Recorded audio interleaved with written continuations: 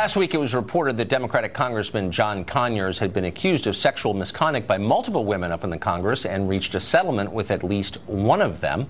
Yesterday, Conyers stepped down as the top Democrat on the House Judiciary Committee. Democrats have not been eager, though, to push him out of Congress entirely. Yesterday, instead of demanding his resignation, the House Democratic leader, Nancy Pelosi, praised Conyers as, quote, an icon. Just because someone is accused, and was it one accusation? Is it two? I think there has to be. John Conyers is an icon in our country. Do you believe John Conyers is accused? I don't know who they are. Do you? They have not really come forward. And that gets so to you don't know if you believe the accusations? That's for the Ethics Committee to review. Nancy Pelosi doesn't like anonymous accusations when they're leveled against Democrats. We notice Mark Stein is an author and columnist, and he joins us tonight. Mark, I kind of half agree with Pelosi in that, look, we don't know all the facts, and I'm willing to suspend judgment. But I'm totally baffled by her line about Conyers being an icon. That seems like a non sequitur. Like, what does that have to do with anything? Yeah, I mean, I've been listening to what you've been saying earlier, Tucker, and I have grave misgivings about a lot of this, because I think as a society we're short of what we used to quaintly call courtship rituals, and we risk actually making things worse by having nothing between, the rather cold world of hookups and friends with benefits, and on the other hand, Harvey Weinstein staggering around in his bathrobe.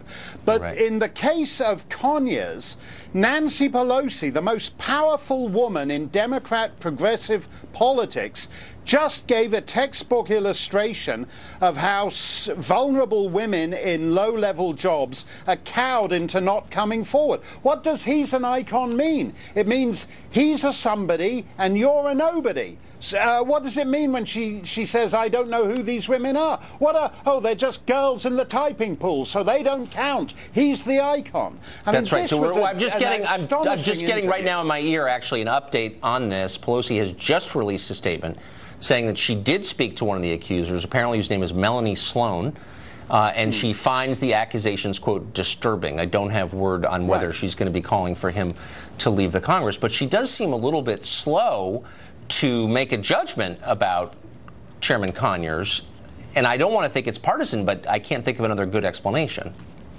Well, no, because she's essentially making the same argument that Weinstein and the others made when she started saying, oh, he was very important in passing the Violence Against Women bill. Well, the old line is that bank robbers rob banks because that's where the money is. Sexual predators use the cover of liberal progressive feminism because that's where the girls are. That's what Harvey Weinstein discovered. That's what Charlie Rose discovered. And that's how John Conyers seems to operate, too. And in Conyers' case, it's worse. Because if a guy wants to behave like a pig and abuse women in his private life, that's one thing. Conyers took it to the next level. He made you and me and all the other American taxpayers pay for it. Well, that's exactly right.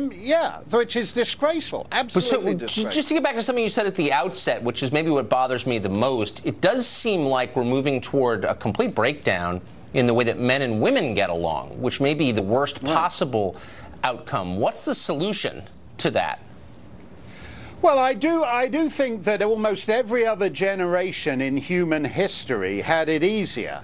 In that whether you're talking about accepting a dance in the 19th century or going for a chocolate malt at the soda fountain in the middle of the 20th century, we seem to have lost all that. And the danger is that we're a hyper-sexualized society. Almost from the word go, the pop songs that 7- and 8-year-olds listen to exist in a world of hyper-sexualization.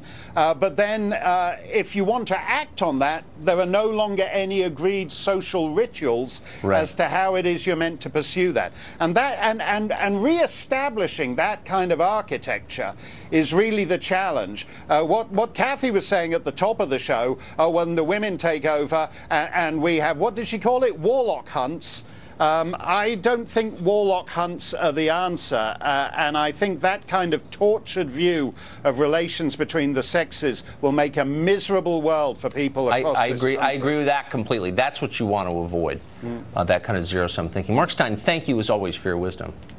Thanks a lot, Tucker. President Trump's wall along the Mexican border remains a fantasy for now, but that may not matter. Up next, we'll discuss how Trump is surrounding this country with an even more formidable virtual wall, according to the Washington Post. Stay tuned for that.